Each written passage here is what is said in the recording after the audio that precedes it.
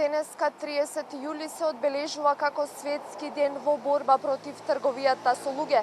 Статистиката вели дека минатата година се регистрирани околу 7000 жртви на трговија со луѓе, од кои што 85% од нив биле жртви на меѓународна трговија со луѓе, додека пак 13% од нив се деца чија што просечна возраст е 11 години. Имено најраспространета и најчеста форма на трговија со луѓе е сексуалната експлоатација, а многу од жртвите се принудени на присилна работа, куќно робство, питачење, како и продажба на органи. Имено, за жал, секоја држава во светот е под влијание на трговијата со луѓе, без разлика дали е тоа како земја на потекло, транзит или посакувана дестинација на жртвите. Имено мигрантската криза во Македонија само ја зголеми можноста за трговија со луѓе, а токму на оваа тема претседателот на Република Македонија Ѓорѓе Иванов при својата посета на јужната граница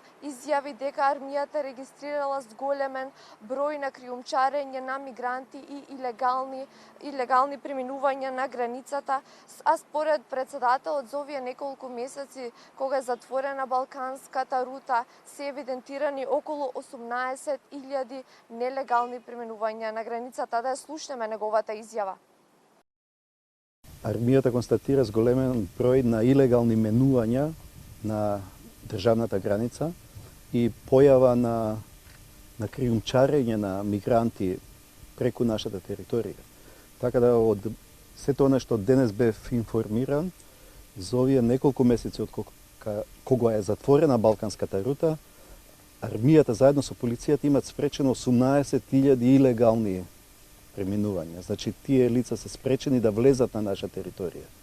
Но зачестено и уништувањето на заштитната ограда, досега е забележени, евидентирани околу 700 обиди на сечење на оградата и уништување на оградата.